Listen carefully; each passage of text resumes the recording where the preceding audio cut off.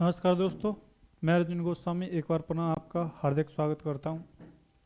तो दोस्तों, हम जो है जिस सीरीज़ में चल रहे थे, हम जो है पर डे लगभग 25 से 30 क्वेश्चन डिस्कस करने वाले थे भारतीय संविधान एवं मूल विधि के बारे में। और जैसा कि अब तो लगभग 10 से 12 दिन बचे हुए हैं एग्ज़ाम डेट आ चुकी है। तो हमको जो है बिना किसी देरी के अपनी तैयारी में लग जाना है। और ये प्रैक्टिस बैच जो है आपकी मेहनत के रंग लाएंगे और साथ ही साथ आपकी सफलता में महत्वपूर्ण भूमिका निभाएंगे। तो दोस्तों चलिए, जो पहला क्वेश्चन है उसके बारे में हम डिस्कशन करते हैं कि निम्नलिखित में से किस पद्धति से किसी भारतीय व्यक्ति की नागरिकता रद्द नहीं हो सकती। क्या है, पूछ रहा है कि कौन सा वो आधार है जिससे भारतीय व्यक्ति की नागरिकता रद्द नहीं हो सकती। तो देखिए, त्याग से यदि कोई व्यक्ति जो है एडल्ट है, वो त्यागना चाहता है अपनी नागरिकता, तो वो त्याग सकता है। समाप्ति और वंचन, इन तीन आधारों पर क्या होता है, उसकी नागरिकता समाप्ति के ये आधार हैं। क्या हैं, नागरिकता समाप्ति के आधार। लेकिन ये जो चौथा दे रखा है देशीकरण, इससे नागरिकता की क्या होती है, प्राप्ति होती है। क्या होता है, नागरिकता की प्राप्ति होती है। तो इसका आंसर क्या हो गया, इसका आंसर हो गया डी। क्या आंसर हो गया, डी। हमने आपको ये क्वेश्चन जो है नागरिकता संबंधी जब क्वेश्चन कराए थे और साथ ही साथ जो क्लास कराई थी उसमें इन सब पर डिस्कशन किया था। इसके बाद जो नेक्स्ट क्वेश्चन है हमारा वो है, भारत एक गणतंत्र है, इसका अर्थ है।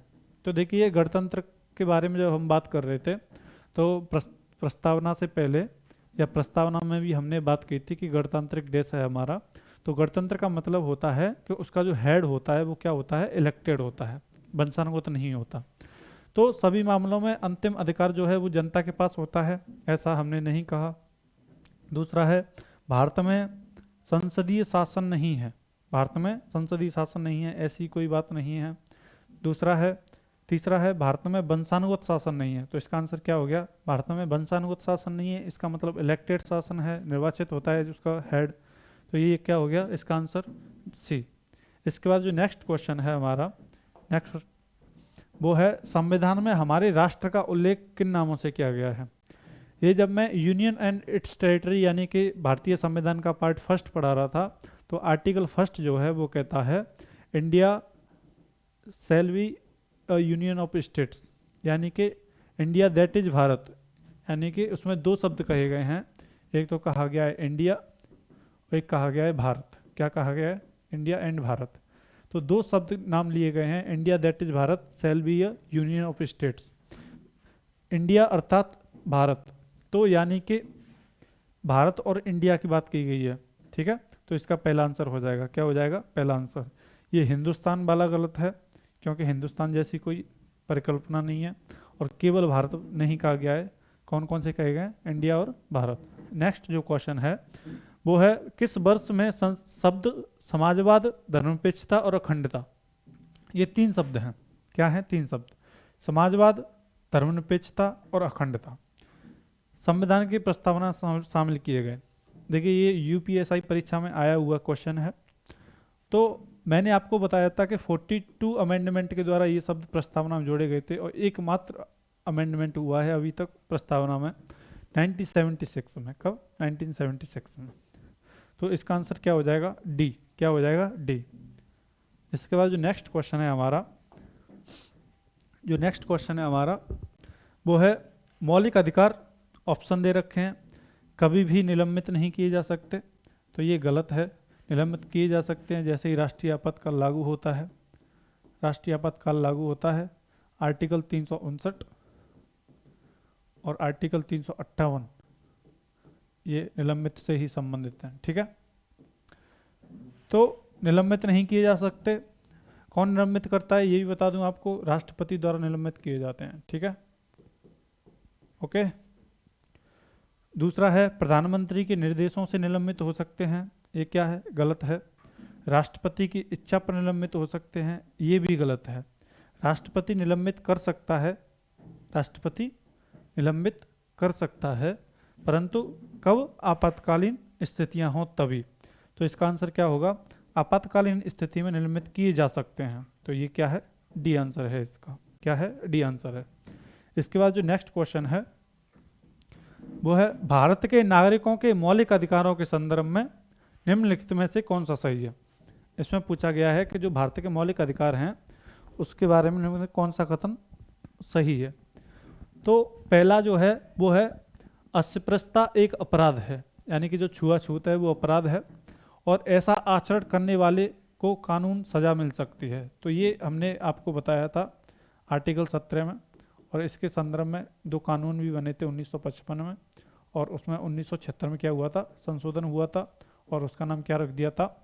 नागरिक अधिकार संरक्षण अधिनियम। क्या रख दिया था? नागरिक अधिकार संरक्षण अधिनियम। नागरिक अधिकार संरक्षण अधिनियम। ठीक है, यह है पहला स्टेटमेंट। तो पहला स्टेटमेंट क्या है? सही है। दूसरा स्टेटमेंट है कि जो भारत का नागरिक है किसी अन्य देश से उपाधि ग्रहण नहीं कर सकते। क्या है? किसी अन्य देश से उपाधि ग्रहण नहीं कर सकते। तो ये भी सही है। हमने जब आपको आर्टिकल 18 पढ़ाया था तब पढ़ाया था कि कोई भी व्यक्ति किसी अन्य देश से क्या नहीं कर सकता? उपाधि ग्रहण नहीं कर सकता। अगर करनी है तो राष्ट्रपति की क्या होनी चाहिए? रजामंदी होनी चाहिए। तो क्या है? दूसरा भी सही है। तो इसके आंसर क्या हो जाएगा? डी, ए और बी दोनों। तो देखिए हम आपको वही ज़्यादातर क्वेश्चन करा रहे हैं जो यूपीएससी में आए हुए क्वेश्चन हैं। इससे आपको क्या होगा? आपको कॉन्फिडेंस लेवल जो है आपका बढ़ेगा, क्योंकि आपकी जितनी भी कक्षाएं हुई हैं सारे के सारे क्वेश्चन जो हैं सभी के सभी क्वेश्चन वहीं से उठ रहे हैं।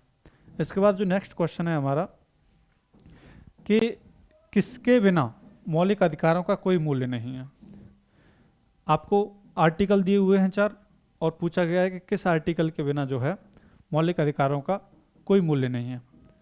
तो अभी हमने एक क्लास कराई थी, उसमें पढ़ाया था आर्टिकल 32, और उसमें जो है हमने बताया था कि आर्टिकल 32 जो है संवैधानिक संरक्षण का अधिकार, यदि आर्टिकल 32 नहीं होता तो मौलिक अधिकारों का कोई महत्व नहीं होता। इसीलिए डॉक्टर भीमराव अम्बेडकर जी ने भी कहा था कि यदि किसी एक आर्टिकल को चुना जाए जिसके बिना पूरा का पूरा संविधान जो है अर्थ विहीन है या महत्व विहीन है, तो वो आर्टिकल 32 होगा। तो संवैधानिक उपचारों का अधिकार जो है इसका आंसर होगा। इसके बाद जो नेक्स्ट क्वेश्चन है हमारा संपत्ति के अधिकार को कब समाप्त किया गया। देखिए संपत्ति का अधिकार जो अधिकार है ये बहुत इंपॉर्टेंट है। संपत्ति के अधिकार से अभी हरियाणा कांस्टेबल का जो सेकंड शिफ्ट थी उसमें भी क्वेश्चन बना है कि कौन से आर्टिकल में रख दिया गया है।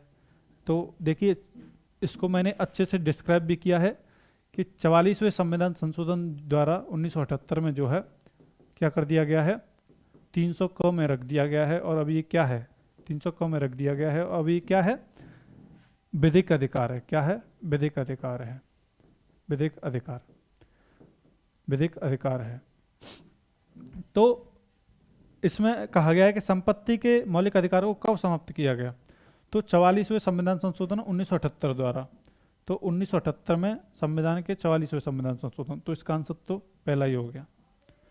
इसके बाद जो है नेक्स्ट क्वेश्चन जो है हमारा वो है भारतीय संविधान में मूलभूत अधिकार किस संविधान से लिए गए हैं।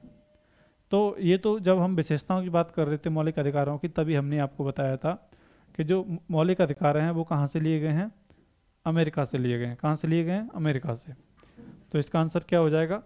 America, USA. इसके बाद जो नेक्स्ट क्वेश्चन है हमारा, एक भी क्वेश्चन आपको ऐसा नहीं लग रहा होगा जो आपने नहीं पढ़ा या हमने प्रैक्टिस नहीं की। सभी के सभी क्वेश्चन जो हैं आसान लग रहे होंगे आपको। जो नेक्स्ट क्वेश्चन है हमारा, निम्नलिखित में से कौन से अनुच्छेद में समता का अधिकार का प्रावधान है। ऐसा नहीं है कि ये मतलब ये प्रीवियस ईयर के क्वेश्चन हैं, ऐसा नहीं है कि मैंने खुद से तैयार किए हैं। प्रीवियस ईयर के क्वेश्चन उठा के लाया हूँ मैं, जिससे कि आपको लगे कि हाँ क्वेश्चन वहाँ जो बनते हैं पेपर में वो हमारी क्लास से उठ रहे हैं। क्वेश्चन है कौन से अनुच्छेद में समता का अधिकार है। समता का अधिकार। तो आर्टिकल 14 हमने जब आपको पढ़ाया था तब बताया था आर्टिकल 14 जो है समता का अधिकार प्रदान करता है। ठीक है, तो आर्टिकल 14 समता का अधिकार। आर्टिकल 19 किससे संबंधित था? वाक एवं अभिव्यक्ति से संबंधित। आर्टिकल 20 दोष सिद्धि के संदर्भ में संरक्षण, और आर्टिकल 21 जो है जीवन जीने से संबंधित संरक्षण के बारे में प्रावधान करता है। इसके बाद जो नेक्स्ट हमारा है, नेक्स्ट है कौन सा मूल अधिकार केवल भारतीय के नागरिकों को उपलब्ध है? कौन सा मूल अधिकार केवल भारतीय नागरिकों को उपलब्ध है? तो मैंने आपको जो है कल की क्लास में कराए थे और पहली क्लास में भी कराया था कि 5 ऐसे मौलिक अधिकार हैं जो केवल नागरिकों को प्राप्त हैं। वो हैं आर्टिकल 15, 16, 19, 29 और 30। यदि आपको पता होगा आर्टिकल 15 क्या है, 16 क्या है, 19 क्या है, 29 क्या है और 30 क्या है, तो आप आराम से टिक कर सकते हैं। देखिए कौन सा मूल अधिकार केवल भारत के नागरिकों को उपलब्ध है? पहला है जीवन और व्यक्तिगत स्वतंत्रता का अधिकार। जीवन और व्यक्तिगत स्वतंत्रता का अधिकार। तो जीवन और व्यक्तिगत स्वतंत्रता का अधिकार किस में आता है? आर्टिकल 21 में।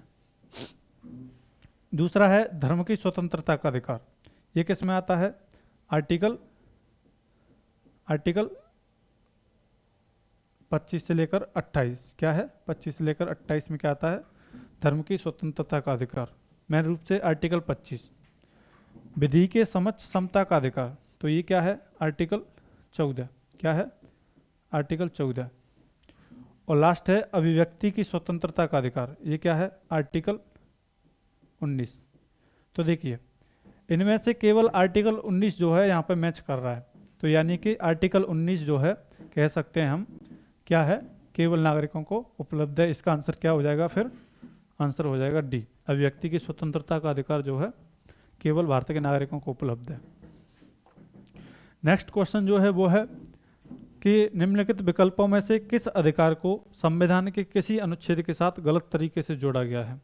यानी कि आपको पहले मतलब अनुच्छेद दे दिए गए हैं और मिलान करना है आपको कि कौन सा अनुच्छेद जो है किससे संबंधित है। तो यदि बात करें शोषण के विरुद्ध अधिकार जो है आर्टिकल 23 से 24 है, पहला ऑप्शन। दूसरा है धार्मिक स्वतंत्रता का अधिकार अनुच्छेद 11 से 13। समानता का अधिकार अनुच्छेद 14 से 28। स्वतंत्रता का अधिकार अनुच्छेद 19 से 22।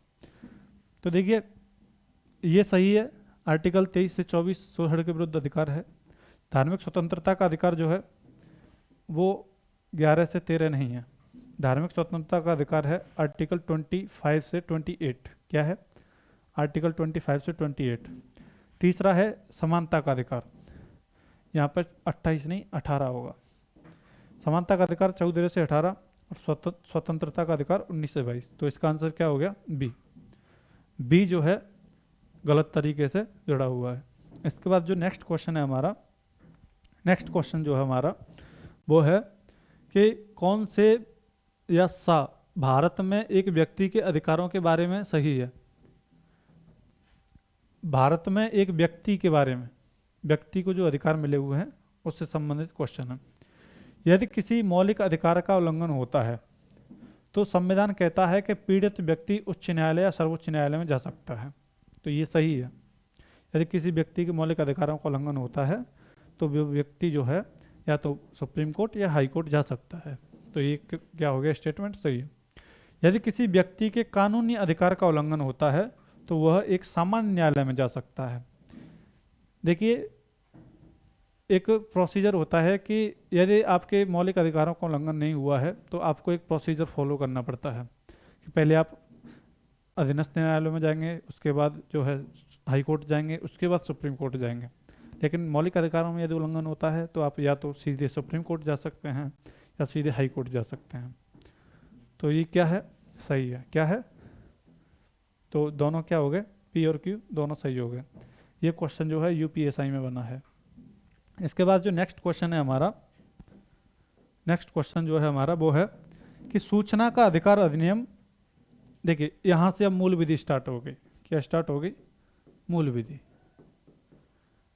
जो कि आपके यूपीएसआई में मेजर पोर्शन रखती है। ठीक है, क्वेश्चन है सूचना का अधिकार अधिनियम यानी कि आरटीआई, क्या आरटीआई, राइट टू इंफॉर्मेशन, कब पारित हुआ? 2005 में। कब पारित हुआ? 2005 में। यदि आपसे पूछा जाए कि आरटीआई किस अनुच्छेद के अंतर्गत आता है, तो मैंने आपको बताया था जब हम आर्टिकल 19 पढ़ रहे थे, आर्टिकल 19 के तहत आरटीआई आता है। क्या आता है? सूचना का अधिकार आता है। तो सूचना का अधिकार अधिनियम के प्रावधानों के तहत भारत का कोई भी नागरिक से जानकारी का अनुरोध कर सकता है। अब आपसे पूछा गया संबंधित विभाग के मंत्रियों से, राष्ट्रपति से, लोक प्राधिकरण से या अदालत से। तो आपको कोई भी जानकारी प्राप्त करनी हो तो आप केवल और केवल लोक प्राधिकरण को जो है आप बोल सकते हैं या उनसे अनुरोध करते हैं, न कि किसी अन्य को। तो इसका आंसर क्या हो गया? सी। क्या होगा? सी। आपको आरटीआई एक्ट अच्छे से पढ़ना पड़ेगा। आरटीआई एक्ट जो है 2005, क्या है? आरटीआई एक्ट 2005 जो है आपको अच्छे से पढ़ना पड़ेगा, क्योंकि यहाँ से क्वेश्चन मूल विधि में अच्छे से बनते हैं। अब इसके बाद जो नेक्स्ट क्वेश्चन है हमारा कि निम्नलिखित में से कौन सी सूचना सूचनाधिकार अधिनियम के अंतर्गत यानी कि आरटीआई एक्ट के अंतर्गत उपयुक्त लोक सूचना अधिकारी से मांगी जा सकती है? कोई कॉलेज अथवा पाठ्यक्रम विश्वविद्यालय अनुदान या आयोग द्वारा अनुमोदित या नहीं। तो ये मांगी जा सकती है कि कोई विश्वविद्यालय जो है उसमें अनुदान दिया जा रहा है या नहीं सरकार के द्वारा। दूसरा है सांसद विधायक निधि का इस्तेमाल तथा ग्राम पंचायतों के व्यय का विवरण, ये भी मांगा जा सकता है। तो इसका आंसर क्या हो गया? ए और बी दोनों। ये भी यूपीएससी परीक्षा में आया हुआ क्वेश्चन है। इसके बाद जो नेक्स्ट क्वेश्चन है हमारा कि सूचना का अधिकार अधिनियम के अंतर्गत सूचना प्राप्त करने की प्रक्रिया के संदर्भ में इनमें से कौन सा वक्तव्य जो है वो सही है? आपको सही स्टेटमेंट जो है देखना है कि सही स्टेटमेंट कौन सा है। पहला है सूचना प्राप्त करने के लिए आवेदन का कोई निर्धारित प्रारूप नहीं है। आवेदन सादे कागज पर, किस पर? सादे कागज पर किया जा सकता है। तो ये बिल्कुल सही है। आरटीआई एक्ट में दे रखा है कि सादे कागज पर क्या किया जा सकता है? सादे कागज पर सूचना दी जा सकती है या आवेदन किया जा सकता है। आवेदन किया जा सकता है, पहली चीज। दूसरी है कि सूचना पाने के पीछे क्या कारण है। आरटीआई एक्ट में ये निहित है कि सूचना, जैसे आपने सूचना कोई सूचना मंगानी है या सूचना पानी है, उसके लिए आपने कोई आवेदन किया, तो जो आवेदन अधिकारी है उसको ये अधिकार नहीं बनता कि वो आपसे कारण पूछे, यानी कि आपको कारण बताना लाजमी नहीं है, वरना वो कारण पूछ सकता है। तो बी स्टेटमेंट जो है वो कहता है सूचना पाने के पीछे कारण क्या है, सूचना प्रार्थी को यह बताने की आवश्यकता नहीं है। तो ये भी सही है और ये भी सही है, यानी कि दोनों इसके दोनों स्टेटमेंट क्या हैं? सही है। ये भी यूपीएससी परीक्षा में पूछा गया प्रश्न है। इसके बाद जो नेक्स्ट क्वेश्चन है हमारा, नेक्स्ट क्वेश्चन जो है, यदि कोई सूचना का अधिकार, राइट टू इंफॉर्मेशन, आवेदक जन सूचना अधिकारी के निर्णय से संतुष्ट नहीं है, तो वो क्या कर सकता है? आवेदक द्वारा जन सूचना अधिकारी के निर्णय की प्राप्ति की तारीख से 30 दिनों के अंदर क्या कर सकता है? पहली अपील कर सकता है। ये बिल्कुल सही स्टेटमेंट है। दूसरा स्टेटमेंट है 60 दिनों के भीतर केंद्रीय जन सूचना अधिकारी को शिकायत दर्ज कर सकता है। ये गलत है। इसका आंसर क्या होगा? केवल पी। क्या होगा? केवल पी। दरअसल यदि आपने कोई सूचना मांगी है तो जन सूचना अधिकारी को क्या करना पड़ेगा? 30 दिनों के अंदर क्या करना पड़ेगा? वो सूचना देनी होगी। लेकिन यदि आपके जीवन से संबंधित यदि सूचना मांगी गई है तो उसे 48 घंटे के अंदर क्या करना पड़ेगा? वो सूचना देनी पड़ेगी। इसके बाद जो नेक्स्ट है हमारा, मुख्य सूचना आयुक्त। देखिए, मुख्य सूचना आयुक्त का कार्यकाल कितना होता है? 2019 में केंद्र सरकार द्वारा क्या किया गया? आरटीआई एक्ट में संशोधन किया गया, आरटीआई एक्ट 2005 में, और क्या कर दिया गया? उसके कार्यकाल को 3 वर्ष क्या कर दिया गया? निर्धारित कर दिया गया। तो यदि आपसे पूछे कि मुख्य सूचना आयुक्त का जो कार्यकाल है कौन निर्धारित करता है, तो उसका आंसर क्या होगा? केंद्र सरकार। क्या होगा? केंद्र सरकार। केंद्र सरकार। यदि आपसे पूछे कि मुख्य सूचना आयुक्त की नियुक्ति कौन करता है, नियुक्ति कौन करता है, तो आपका कौन क्या होगा, राष्ट्रपति। क्या होगा, राष्ट्रपति। अब राष्ट्रपति अपनी मनमर्जी से करता है या किसी की सलाह पे, तो एक समिति की सलाह पे करता है। उस समिति के जो है 3 उसमें मेंबर होते हैं। एक होता है पीएम जो उस समिति का हेड होता है, और एक होता है लोकसभा के विपक्ष का नेता। लोकसभा में जो विपक्ष का नेता होता है, लोकसभा में विपक्ष का नेता, वो उसका मेंबर होता है। और एक संघीय मंत्री, संघ मंत्री क्या होता है, संघ मंत्री जो होता है वो भी उसका। अब ये संघ मंत्री जो है ये पीएम द्वारा क्या होता है, पीएम द्वारा चुना जाता है। तो अब इसके बाद जो नेक्स्ट क्वेश्चन है हमारा, इसका आंसर सी होगा। इसके बाद जो नेक्स्ट क्वेश्चन है हमारा कि कौन सा कथन गलत है, गलत कथन बताना है। स्टेटमेंट फर्स्ट है, संपत्ति के अधिकार को 44वें संविधान संशोधन के बाद हटाया गया था, ये बिल्कुल सही है। दूसरा है, संपत्ति का अधिकार अब मात्र एक नैतिक अधिकार है, यही गलत हो गया। संपत्ति का अधिकार नैतिक अधिकार नहीं बल्कि एक वैधानिक अधिकार है। क्या है, वैधानिक अधिकार। तो क्या हो गया, दूसरा गलत हो गया और इसका आंसर क्या हो गया, बी। इसके बाद जो नेक्स्ट है हमारा वो है, भारत के संविधान का कौन सा अनुच्छेद विधायी कार्यों के न्यायिक पुनर्विलोकन की शक्ति प्रदान करता है। न्यायिक पुनर्विलोकन हमने जब आर्टिकल 13 पढ़ा था, न्यायिक पुनर्विलोकन, तो उसमें हमने जो है अनुच्छेद 13 के 2 में स्पेशली इसका आंसर क्या हो गया, आर्टिकल 13, जहाँ से न्यायिक पुनर्विलोकन की शक्ति मिलती है। तो दोस्तों हमारी ये सीरीज जो है यूपीएसआई, जिसमें मूल विधि और भारतीय संविधान एवं राज्य व्यवस्था का पोर्शन जो है एक मेजर पोर्शन है, और लगभग 20 से 22 क्वेश्चन जो है इसी से संबंधित आते हैं, और एक क्वेश्चन जो है लगभग 2.5 नंबर का रहता है, यानी कि 2.5। तो आप समझ सकते हैं कि 20 क्वेश्चन अगर आए तो 2.5 के हिसाब से एक बहुत बड़ा पोर्शन जो है भारतीय राज्य व्यवस्था एवं मूल विधि से संबंधित रहता है। तो आप इसको स्किप नहीं कर सकते, बने रहिए हमारे साथ। ओनो स्टडी चैनल को सब्सक्राइब कीजिए और साथ ही साथ वीडियो को लाइक कीजिए। नमस्कार।